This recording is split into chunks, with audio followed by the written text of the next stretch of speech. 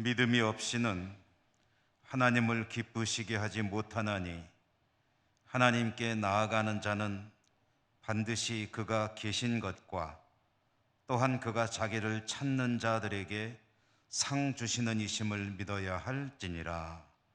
아멘.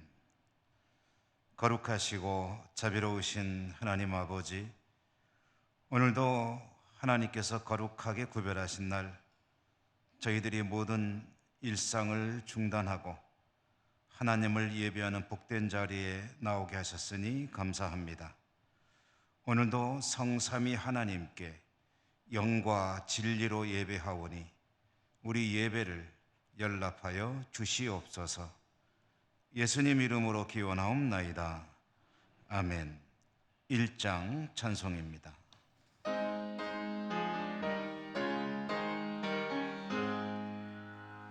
만복의 근원 하나님,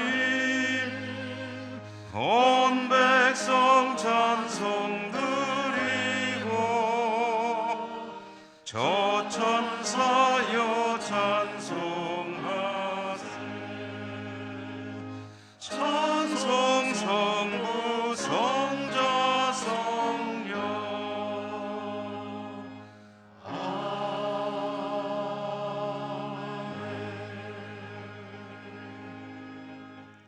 고백의 기도를 드리겠습니다. 하나님께서는 한없는 사랑으로 저희들의 허물과 죄를 덮어주시는데 저희들은 하나님의 그 사랑에 합당하게 살지 못하고 지난 한 주간도 참으로 많은 허물과 죄 가운데 살아왔음을 고백합니다. 늘 하나님의 말씀을 듣고 읽고 묵상하면서도 하나님의 뜻을 삶 속에, 생활 속에 실천하지 못할 때가 많았습니다. 신앙의 연륜이 더해갈수록 저희들의 삶은 하나님께 더 가까워져야 하는데 그렇게 하지 못하고 있음도 고백하지 않을 수 없습니다. 맡겨주신 사명, 직분이 있는데 감사와 순종으로 응답하지 못할 때 많이 있었습니다. 주님, 저희들의 부족함, 연약함을 불쌍히 여기시고 용서해 주시옵소서. 이 시간 저희들의 모든 허물과 죄를 계속해서 침묵하며 하나님 앞에 고백합니다.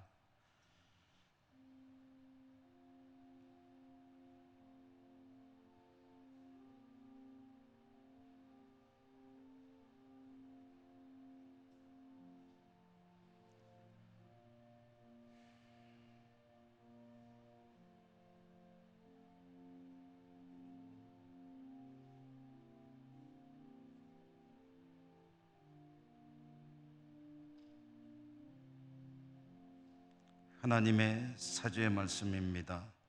자기의 죄를 숨기는 자는 형통하지 못하나 죄를 자복하고 버리는 자는 불쌍히 여김을 받으리라. 아멘. 성시교도 교동문 53번 시편 121편입니다.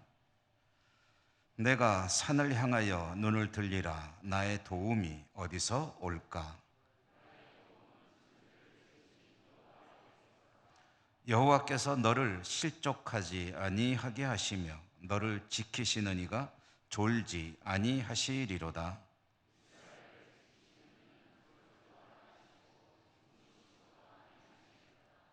여호와는 너를 지키시는 이시라. 여호와께서 내 오른쪽에서 내 그늘이 되시나니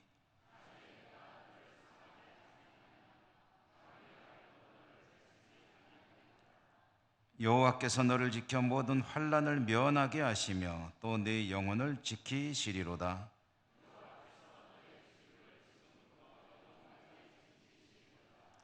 아멘. 사도신경 신앙 고백합니다. 나는 전능하신 아버지 하나님, 천지의 창조주를 믿습니다. 나는 그의 유일하신 아들, 우리 주 예수 그리스도를 믿습니다. 그는 성령으로 잉태되어 동정녀 마리아에게서 나시고 본디오 빌라도에게 고난을 받아 십자가에 못 박혀 죽으시고 장사된 지 사흘 만에 죽은 자 가운데서 다시 살아나셨으며 하늘에 오르시어 전능하신 아버지 하나님 우편에 앉아 계시다가 거기로부터 살아있는 자와 죽은 자를 심판하러 오십니다. 나는 성령을 믿으며 거룩한 공교회와 성도의 교제와 죄를 용서받는 것과 몸의 부활과 영생을 믿습니다. 아멘. 96장 찬송입니다.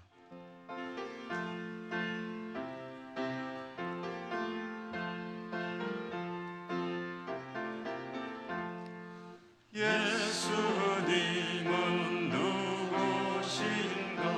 우는 자의 위로와 없는 자의 풍성이며 전한 자의 높음과 잡힌 자의 노림되고 우리 기쁨 되시네. 예수님은 누구신가? 약한 자의 강함과 눈먼 자의 빛이시며 병든 자의 고침과 죽은 자의 부활되고 우리 생명 되시네. 예수님은 누구신가? 주한 자의 정함과 죽을 자의 생명이며 죄인들의 중보와 멸망자의 구원되고 우리 평화 되시네. 예수님은 누구신가? 온교회의 머리와 온 세상의 구주시며 모든 왕의 왕이요 심판하실 주님 되고 우리 영광 되시네. 황칠한 장로님 기도 인도하시겠습니다.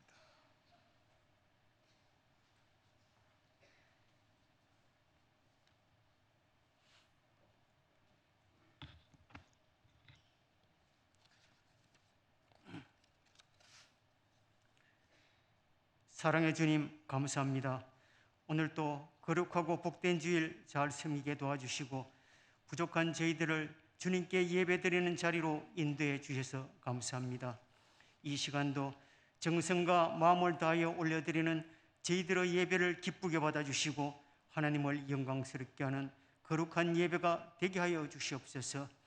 오랜 장마와 심한 무더위로 모두가 지치고 힘든 시기지만 주님께서 저희들을 사랑하사 건강과 생업을 지켜주시고 교회 생활, 신앙 생활을 통하여 은혜 주심을 감사드립니다. 코로나의 재확산과 심한 경기 침체로 우리들의 삶에 많은 어려움과 두려움도 존재하지만 우리들에게는 언제나 함께 하시는 하나님이 계시고 또한 믿는 자에게 능치 못함이 없으리라는 주님의 말씀을 의지하면서 이 험한 세상을 믿음으로 이어내고자 합니다. 주님, 언제나 저희들과 함께 해주시고 회복시켜 주시고 매일매일의 삶 속에서 감사와 기쁨을 잊지 않게 도와주시옵소서. 우리 교회 성도님들의 가정과 일터를 복되게 하여 주시고 몸이 허약하거나 연로하신 어르신들의 건강을 지켜 주시옵소서. 외로운 병상에서 주님만을 의지하며 투병 중에 있는 모든 한우들에게 희망과 용기를 주시고 그대로 간절한 기도에 응답하여 주시옵소서. 어렵고 힘든 여건 속에서 실시한 여름 성경 학교를 축복하여 주시고 정성껏 뿌린 씨앗들이 잘 성장하여 좋은 결실을 맺을 수 있도록 은혜 내려 주시옵소서. 이 행사를 위해 준비하고 수고한 모든 교육자님들과 교사 선생님들, 그리고 기도와 봉사와 물질로 수고하고 헌신한 모든 손길들을 기억하시고 복 내려 주시옵소서. 이 나라 이 민족을 사랑하신 주님 감사합니다. 만세전부터 이 민족을 사랑하셔서 나라 위기 때마다 주님의 사람을 보내셔서 이 나라를 구해주신 것 감사합니다. 특별히 눈물과 아픔과 가난으로 이어진 이 나라를 복음으로 변화시켜 어느 날 우리들이 이렇게 잘 살 수 있도록 만들어주신 것도 감사합니다. 해마다 찾아오는 6.25와 광복절 기념일 등 우리가 잊지 말고 기억해야 할 많은 교훈과 아픔들이 있습니다. 지난 날을 교훈 삼아 더 나은 미래를 위하여 노력하며 주님께서 주시는 자유와 평안을 지키고 보존하여 우리들의 아름다운 문화유산을 후손들에게 전해줄 수 있는 저희들이 다 되게 하여 주시옵소서. 교회를 위해 기도하게 해주는 담임 목사님과 모든 교육자님들에게 건강과 풍성한 영성의 은혜를 주셔서 교회와 양떼들을 잘 보살피고 이끌어가는 데 어려움이 없도록 도와주시옵소서. 오늘 또 사랑하는 담임 목사님 우리들에게 믿음으로 살리라라는 제목으로 하나님의 말씀을 전해 주실 때 기쁘고 열린 마음으로 말씀을 잘 받아들여 우리들의 삶이 더욱 복되고 풍요로워지는 은혜가 있게 하여 주시옵소서. 정성껏 준비한 호산나의 찬양대의 아름다운 찬양을 기쁘게 받아주시고 주님의 몸된 교회를 위하여 수고하고 봉사하는 모든 손길들을 축복하여 주시옵소서. 국내외로 흩어져 생활하는 사랑하는 가족들을 지켜주시고 협력하는 선교지마다 주님의 크신 뜻이 이루어지게 도와주시옵소서. 오늘 또 복된 하루를 주신 주님께 감사드리며 주님께서 가르쳤던 진리의 길, 생명의 길을 최선을 다해 따라가는 저희들이 다 되게 하여 주시옵소서. 이 모든 말씀 거룩하신 예수님 이름으로 기도드립니다. 아멘.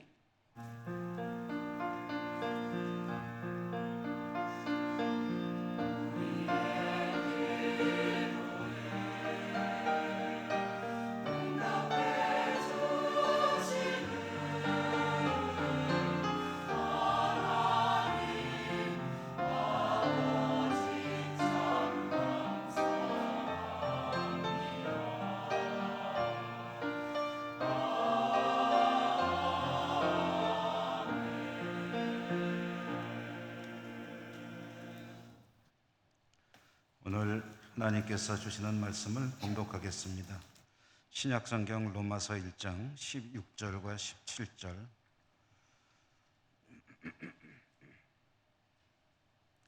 내가 복음을 부끄러워하지 아니하노니 이 복음은 모든 믿는 자에게 구원을 주시는 하나님의 능력이 됨이라. 먼저는 유대인에게요 그리고 헬라인에게로다.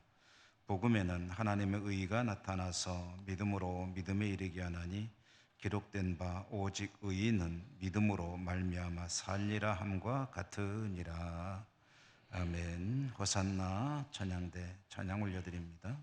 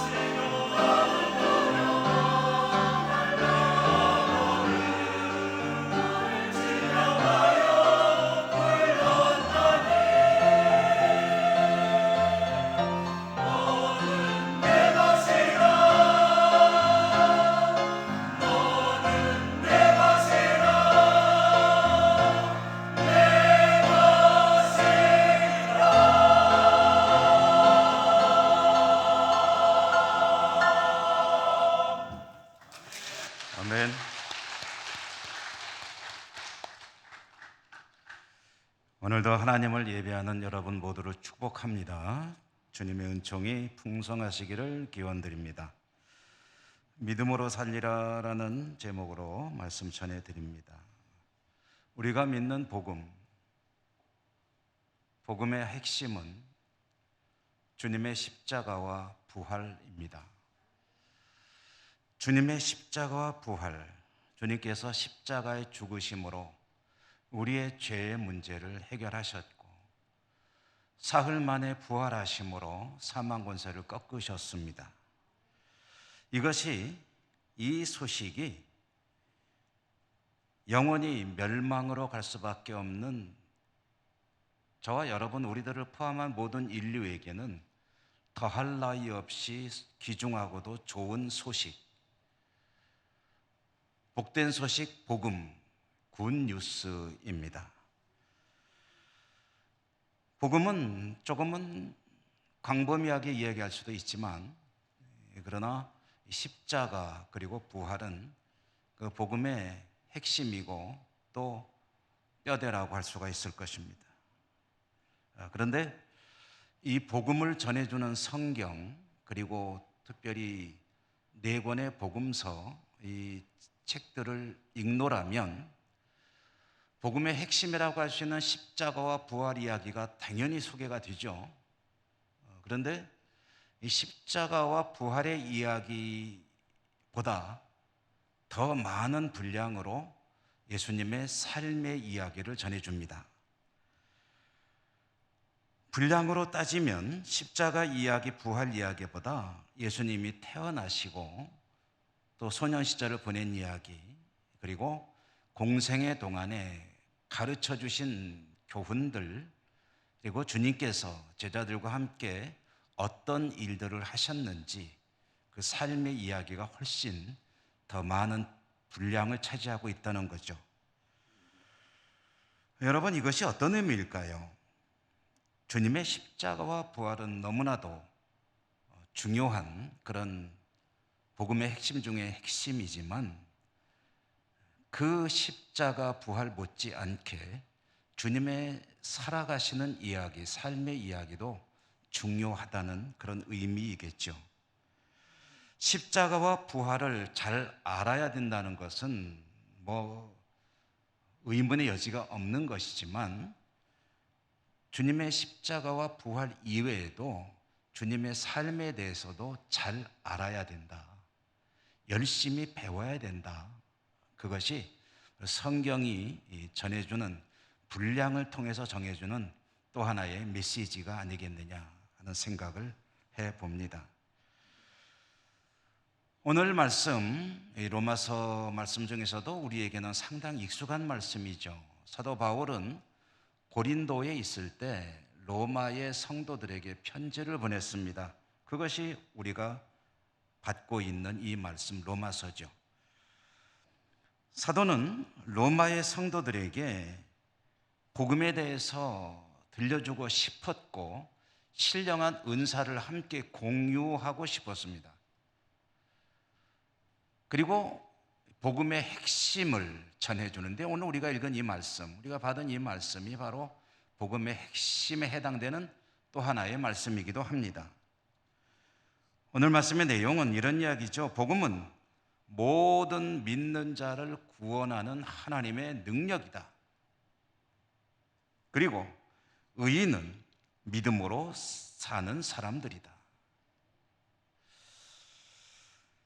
여러분, 하나님의 백성들에게 요구되는 것은 믿음이죠.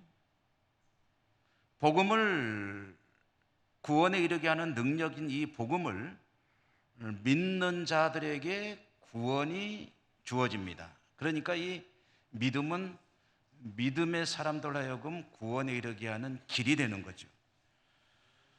로마의 성도들은 복음을 받아들였습니다. 복음을 믿고 있는 사람들입니다. 사도는 그런 로마의 성도들에게 믿음 이야기를 꺼냈습니다. 의인은 믿음으로 살리라. 로마의 성도들은 이미 믿음을 가지고 사는 사람들인데 사도가 꺼낸 믿음 이야기, 그러면 사도가 말하는 믿음, 그리고 로마의 성도들이 가지고 있는 믿음, 이것은 같은 것을 가리키는 것일까? 아니면 사도에게는 또 다른 특별한 어떤 말하고 싶은 의도가 있는 것일까? 로마의 성도들은 십자가와 부활을 받아들이고 믿음으로 사는 사람들인데, 사도는 의인은 믿음으로 살리라 라고 말한다면, 그러면 여기에는 또 다른 어떤 특별한 의미가 있는 것은 아닌 것인가? 만약에 사도가 십자가와 부활에 대한 로마의 성도들이 믿는 믿음의 이야기를 꺼낸다면, 그것은 그럼요, 우리가 잘 믿고 살고 있지요 라고 말하겠지만, 혹시 다른 의미로 이야기한 것이라면, 그렇다면 이것은 그 뜻을 반드시 새겨봐야 될 것입니다.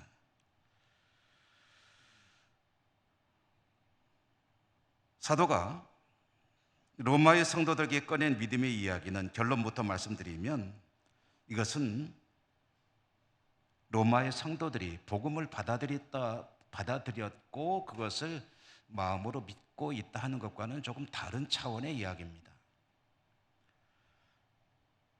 사도 바울이 꺼내고 있는 믿음 이야기, 이 말이 가지고 있는 속뜻은 무엇일까?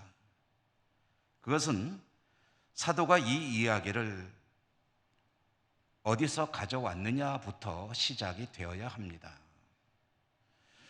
의인은 믿음으로 살리라 라고 하는 사도의 이 이야기는 사도가 지어낸 이야기가 아니에요. 자기 창작이 아닙니다. 이것은 구약 성경에서 가져온 말씀입니다. 구약 성경 하박국에 보면 의인은 믿음으로 살리라 라는 말씀이 나오는데, 사도는 그 말씀을 가지고 와서 로마의 성도들에게 의인은 믿음으로 산다라고 이야기를 꺼내고 있다는 말씀입니다. 그러면 여기서 말하는 이 믿음이란 도대체 무엇을 가리키는 것일까?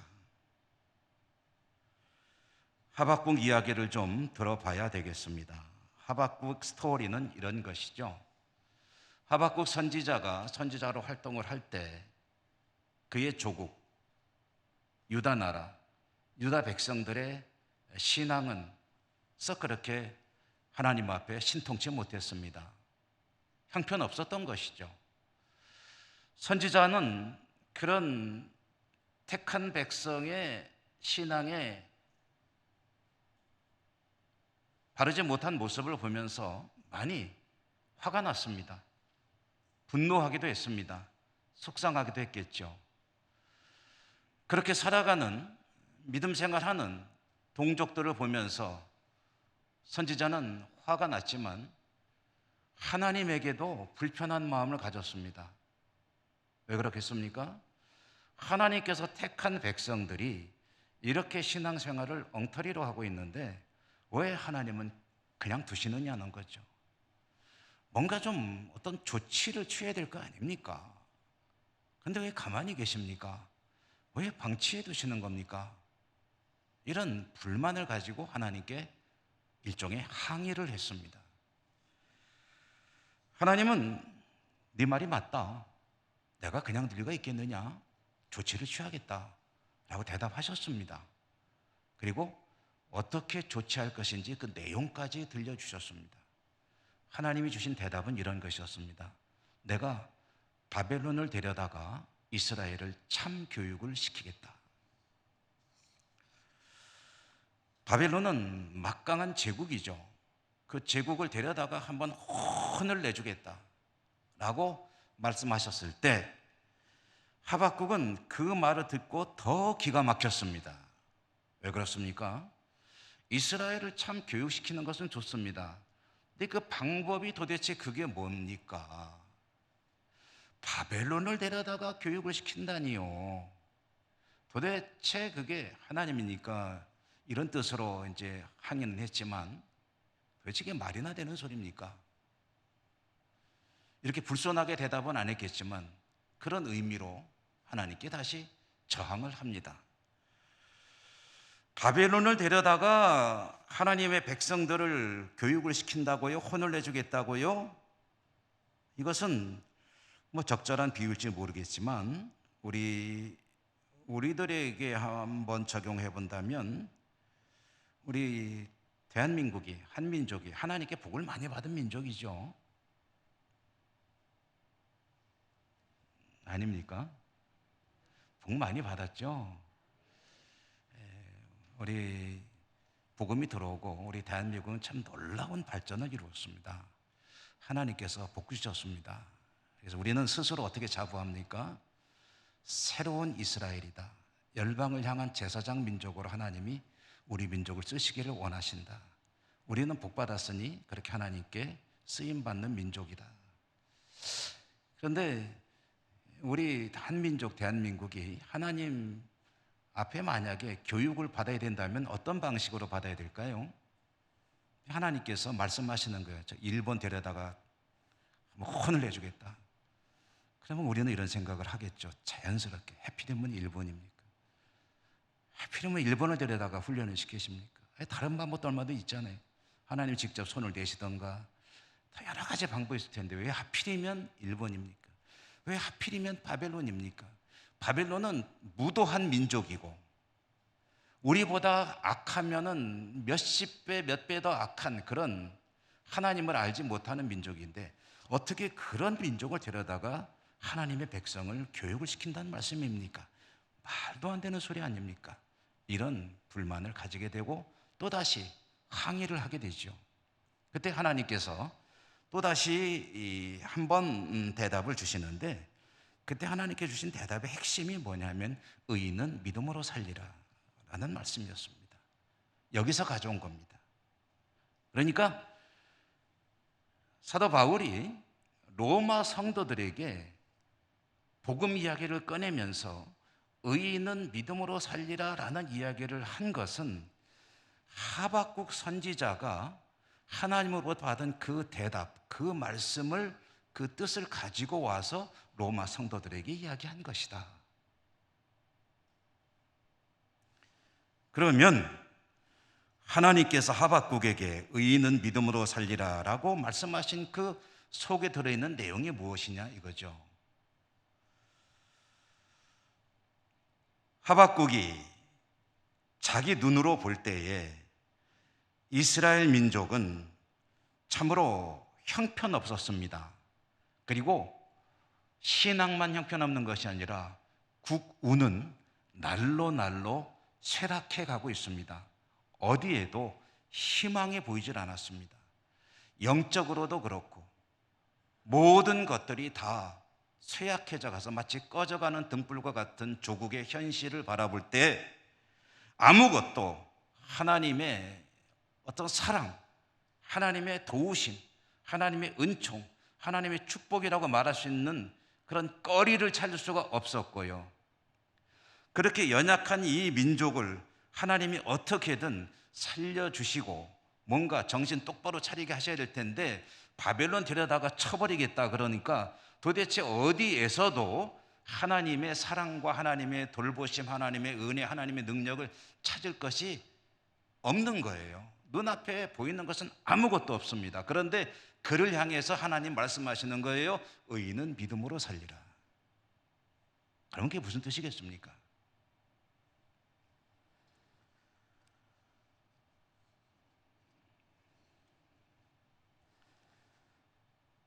하나님의 백성은, 하나님을 믿는 사람은 하나님의 의로우심을 의심하지 않고 하나님은 의로우신 분이시요 틀림이 없는 분이시기 때문에 그분의 행사는 다 옳은 것이며 따라서 하나님의 행사에 의문을 제기하지 않고 하나님 백성으로서의 자세를 흐트리지 않고 하나님 백성으로서의 최선을 다하는 삶을 살아가는 것, 이런 삶의 자세가 믿음이고 이렇게 믿음으로 사는 이들이 구원에 이른다라는 말씀을 들려주시는 거죠. 의인은 믿음으로 살리라 라는 말씀의 뜻은 그런 것입니다.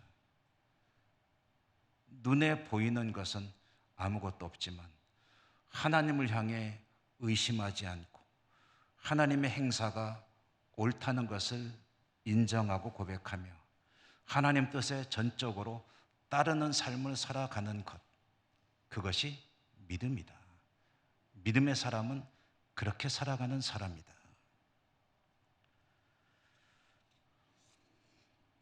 따라서 여러분, 의인은 믿음으로 살리라라는 이 말씀, 이것은 여기서 말하는 믿음이란 마음속에 작용을 가리키는 것이 아니고 그의 삶을 가리키는 용어입니다.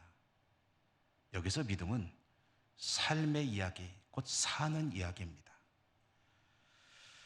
이 이야기는 제가 여러분에게 자주 드리는 주제이기 때문에 여러분도 조금은 익숙하리라 생각이 됩니다만은 너무나도 중요한 이야기이기 때문에 아무리 자주 반복해서 말씀드려도 넘치지 않는 이야기입니다.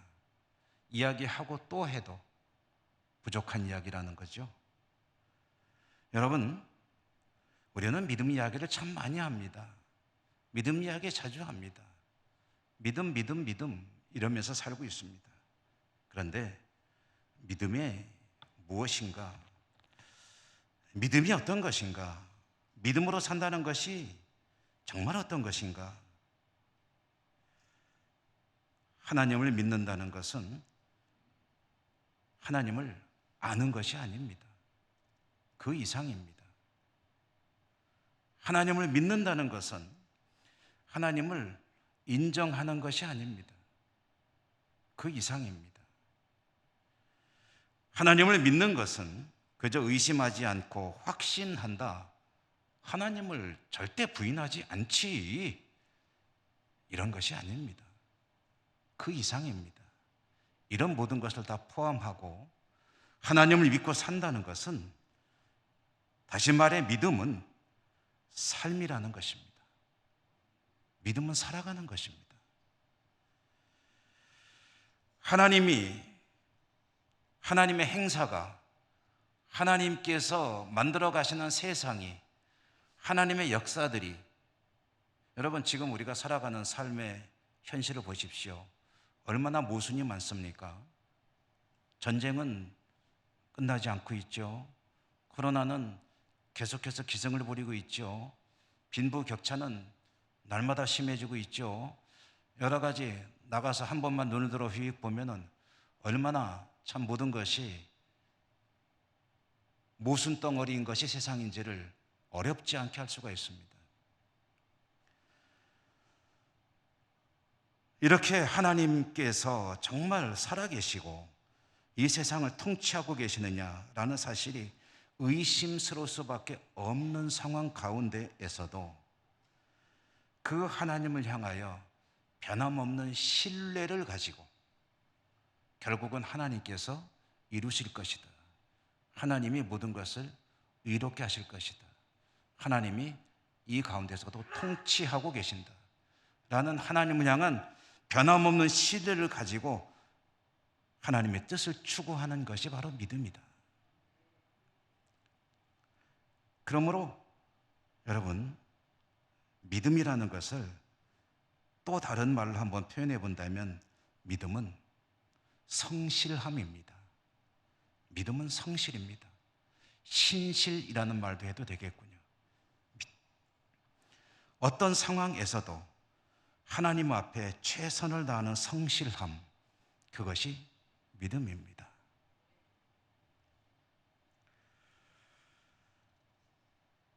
서두에 복음서 이야기를 드리면서 그런 말씀 잠깐 드렸죠.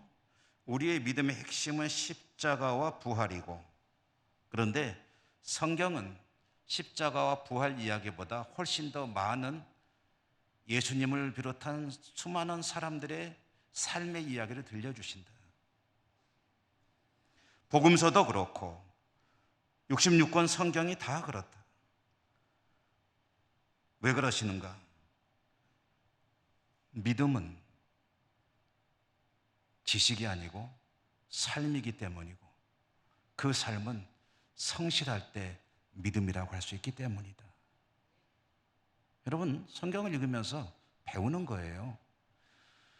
어떻게 해야 좋은 믿음을 가질 수 있습니까? 아브라함 보고 배우고, 다윗 보고 배우고, 사울 보고 반대로 배우고, 예수님의 공생애를 보고 배우고, 사도 바울을 보고 배우고, 수많은 믿음의 사람들을 통해서 배우라.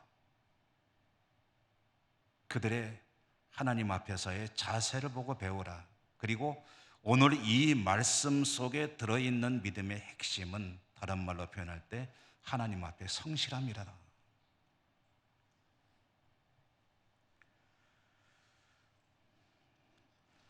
하나님은, 우리 주님은 그 성실함의 표본입니다. 주님은 하나님이시지만 이 땅에 사람으로 오셨습니다. 사람으로 33년을 사셨습니다. 33년 사람으로 사는 동안에 주님은 완벽한 사람이었습니다. 하나님 아닙니다. 사람입니다. 그 이야기는 무슨 얘기냐면, 인간으로서 가지는 모든 한계를 고스란히 그대로 다 가지고 있다는 것. 저와 여러분과 예수님은 조금도 다르지 않습니다. 사람입니다. 그렇기 때문에 때리면 아픕니다. 굶으면 배고픕니다. 슬프면 눈물이 나옵니다. 피곤하면 자야 합니다. 인간의 모든 한계를 가지신 예수님, 그 예수님께서 자신의 사명을 어떻게 깨달았을까요? 하나님께서 특별히 계시해 주셨을까요? 그러실 수도 있겠죠. 그러나 성경을 읽어보면 예수님이 자신의 사명을 깨달은 것은 선지자들의 말씀을 통해서였습니다. 자신이 해야 될 일이 무엇인가를 깨달을 때, 그 내용이 십자가에서 죽는 것임을 깨달았을 때 주님은 어떻게 선택하셨습니까? 십자가를 져야 하는 것으로 묵묵히 발걸음을 옮기셨습니다. 예수님의 공생애를 읽어보면 갈릴리에서 활동하시다가 어느 날부터 이동하기 시작하십니다. 어디로 가십니까? 예루살렘으로 가십니다. 왜 가십니까? 제자들은 예수님이 왕이 되러 가신 줄 알았어요. 그래서 예루살렘 가서 왕이 되시면, 아시죠? 저는 왼쪽, 우리 형제를 왼쪽과 오른쪽에, 어머니 통해서도 로비를 하고, 그러면서 제자들은 꿈에 부풀어 있었습니다. 그러나 예수님은 죽으러 가시는 거예요. 십자가에 죽으시기 위해 죽음의 길로 떠나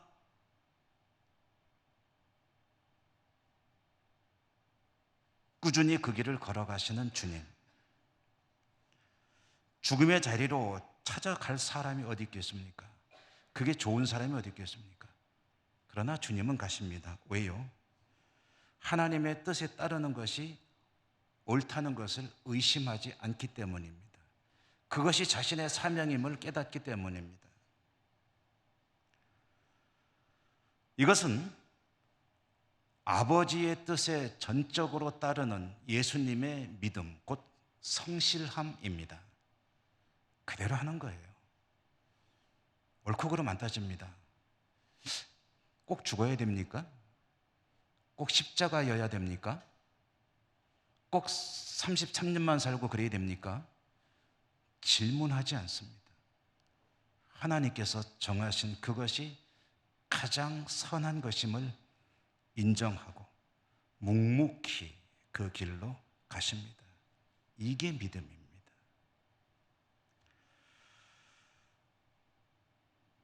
믿음의 길을 선택하는 이에게 있어서, 선택하려는 이에게 있어서, 곧 하나님의 뜻에 성실하게 순응하며 살려고 하는 이에게 있어서 다른 것들은 중요한 요인이 될 수가 없습니다.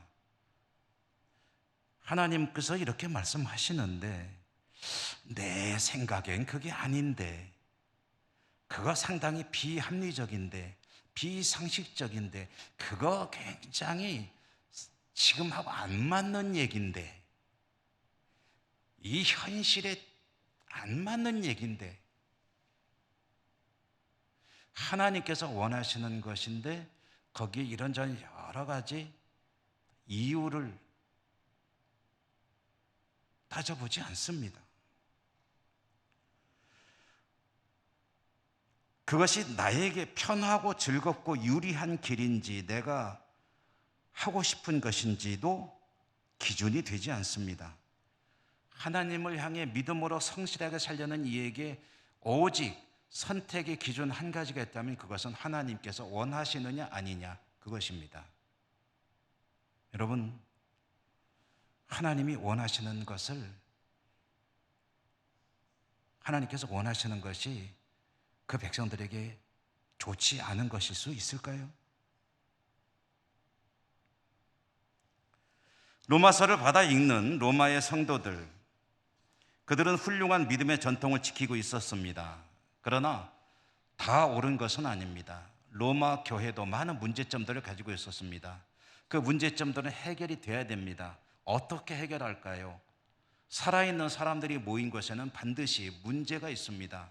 우리 교회에도 문제가 있을 수밖에 없고, 어느 교회를 가도 아무리 좋은 교회라고 소문이 난 교회도 가보면 사람들이 모인 곳에는 뭔가 문제가 있습니다. 사람들이 모이는데 문제가 없는 곳은 한 곳밖에 없습니다. 어딘가요? 공동묘지입니다. 왜요? 다 죽으면 아무 문제 없습니다. 근데 살아있는 사람들이 모이는 곳에는 문제가 있습니다. 로마 교회도 그랬습니다. 그들은 그 문제를 해결해야 됩니다. 어떻게 해결하죠? 어떻게 하면 교회 문제가 해결이 되죠, 여러분? 자기가 원하는 게 아니고 하나님이 원하는 길을 따라가면 됩니다. 그러면 교회가 일치를 이룹니다. 왜요? 하나님은 한 분이시기 때문에. 내 하나님하고 저 양반 하나님하고 다른 분이라면 두 길이 될 수가 있겠죠. 그러나 하나님은 한 분이십니다. 내 생각 나에게 유리하냐, 나에게 편하냐, 나에게 좋으냐, 그것이 나와의 관계가 어떠냐라는 것은 일단 접어두고 하나님께서 원하시는 것이냐 아니냐라는 판단 기준을 가지고 하나님께서 원하시는 그 길을 따라갈 때 그것이 믿음이고, 성도들에게 요구되는 믿음의 내용은 그런 성실함입니다. 그리고 그런 믿음으로 사는 이가 구원에 이르는 믿음의 사람입니다. 오늘 이야기는 그 이야기입니다.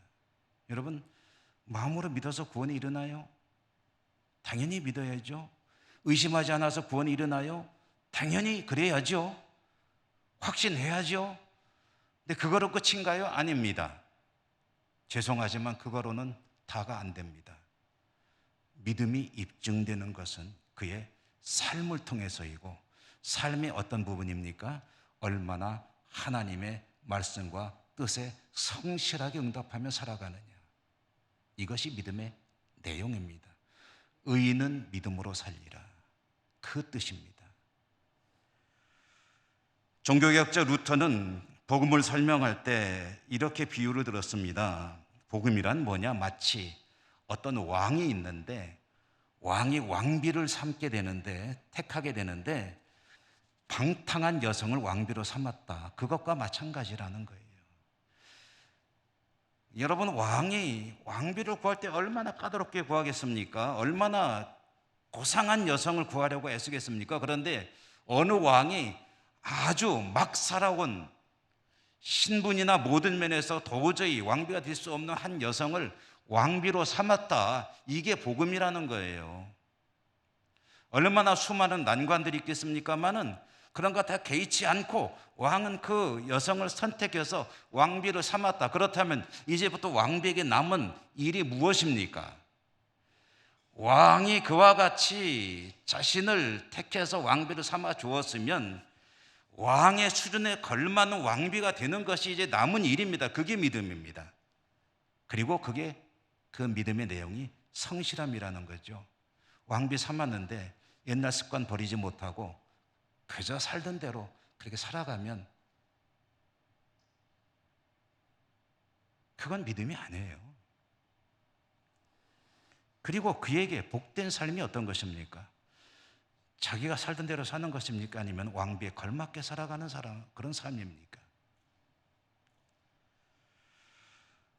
성도의 하나님을 향한 믿음의 삶, 구원에 이르는 믿음, 그것은 최선을 다하시는 하나님. 여러분, 십자가와 부활은 하나님의 최선입니다. 하나님의 성실하심입니다. 그리고 하나님은 그 백성에게 성실한 믿음의 응답을 기대하고 계십니다. 그것은 하나님의 뜻에 최선을 다하는 자세를 어떤 가운데서도 잃지 않고 살아가는 것입니다. 여러분, 애쓰고 노력하고 계시죠? 최선을 다하고 계시죠? 왜 대답을 안 하세요? 여러분, 성실하게 믿음 생활하고 계시죠? 왠지 좀 꺼림칙 하십니까? 아멘 하려고 하니까. 우리는 연약합니다. 부족합니다. 하나님이 완벽 100%를 요구하시지 않으십니다. 그러나 하나님 앞에 최선을 다하는 성실한 믿음으로 나갈 때 그것이 우리들을 구원에 이르게 할 것이며 하나님이 사랑하시고 축복하시는 복된 성도의 삶으로 나가는 믿음의 삶이 될 줄로 믿습니다. 여러분에게 그 은혜가 풍성하시기를 주님 이름으로 축원합니다. 은혜로우신 하나님 감사합니다. 믿음으로 사노라 하지만 믿음이 무엇인지 진지하게 질문하지 않고 살아갈 때가 많습니다. 하나님 백성으로 산다는 것이 무엇인지, 구원에 이르는 믿음이 어떤 것인지 깊이 생각하지 못하고 살 때도 있습니다. 오늘 말씀 주시고 믿음의 사람에게 성실함이 오게 된다는 그런 깨달음을 주셨사오니 하나님 앞에 흔들리지 않고 성실하게 최선을 다해 하나님의 은혜에 응답하는 복된 성도로 살아갈 수 있도록 인도하시고 축복해 주옵소서. 예수님 이름으로 감사하고 기도드립니다. 아멘. 216장 찬송하시며 봉헌하시겠습니다.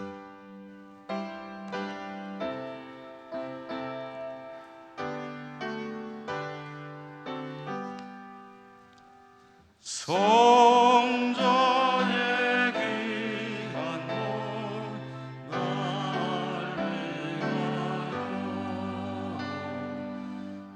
위하여 버리신 그 사랑 고마워라. 내 머리 숙여서 주님 되니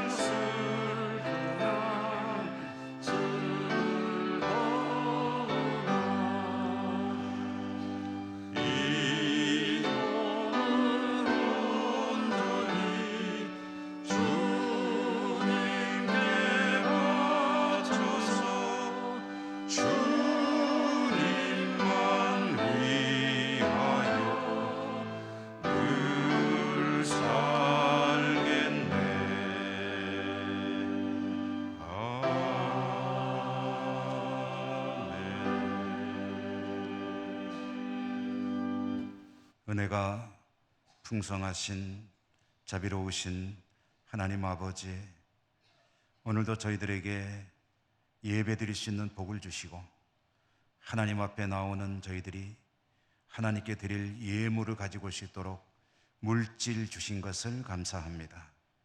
생명도 모든 것 다 하나님께서 주신 것임을 고백하며 마땅히 하나님께 올려드릴 부분들을 오늘도 정성껏 구별하여 준비해 가지고 나왔습니다. 이 시간 올려드립니다. 우리 하나님 기쁘게 받아 주시옵소서. 드리는 저희들의 믿음의 고백, 사랑의 고백, 기도의 제목 함께 받아 주시옵소서. 이루시고 영광 거두시고 저희들의 삶은 더욱 복되게 하여 주시옵소서. 예수님 이름으로 감사하고 기도 올리옵나이다. 아멘.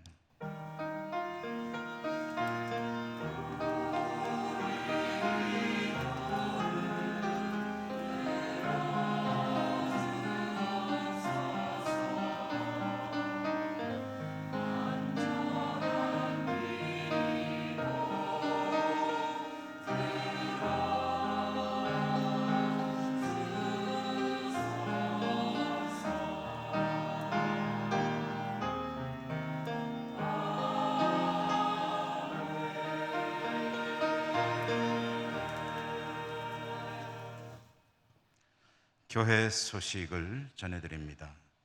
오늘 2부 예배 후에는 전기탕에 있겠고요. 다음 주에는 전기 재직해 있습니다.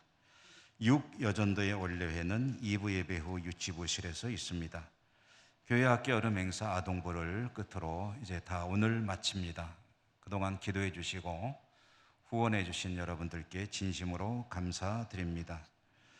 교역자 직원휴가, 직원휴가로는 우리 관리 집사님, 권은섭 집사님 한 주간 쉬시게 되겠고요.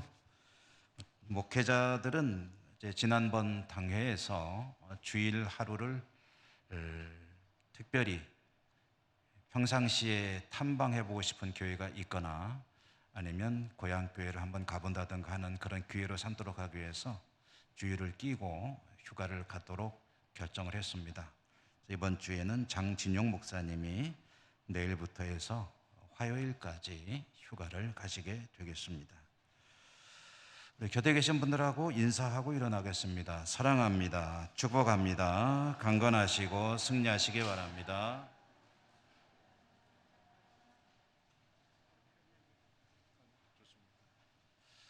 주기도송과 축도로 예배를 마치겠습니다.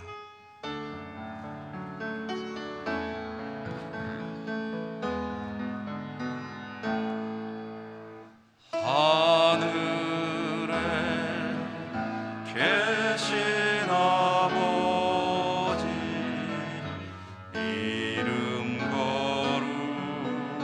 거룩하사 주님 나라 임하시고 뜻이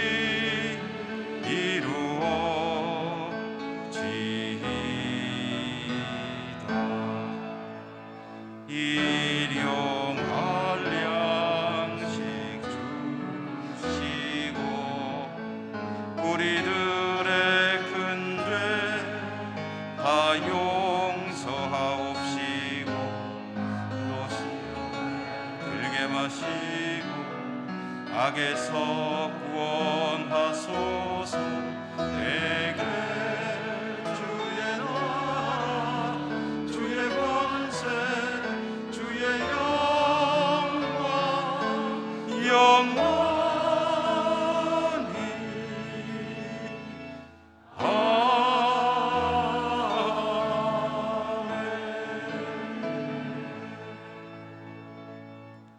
자비로우신 하나님, 사랑하시는 주의 백성들이 하나님을 예배하고 또 세상의 삶의 자리로 나아갑니다. 어디를 가든 우리 하나님 홀로 두지 마시고 동행하시며 지켜주시고 축복해 주시옵소서. 무엇보다도 하나님 앞에 성실한 믿음으로 승리하는 주의 백성들이 다 되게 하시고 저들의 삶 가운데 많은 문제들 하나님 맡아주시고 인도하시며 축복해 주시옵소서. 각지에 흩어져 살아가는 우리 사랑하는 가족들 있는 곳마다 하나님께서 복 내려 주시옵소서. 예수님 이름으로 감사하고 기도 올리옵나이다. 아멘. 주 그리스도의 은혜와 하나님 사랑과 성령님 교통하심이 주의 백성들 머리 위에와 저들의 모든 삶의 자리 위에 항상 함께 하시옵기를 축원하옵나이다. 아멘.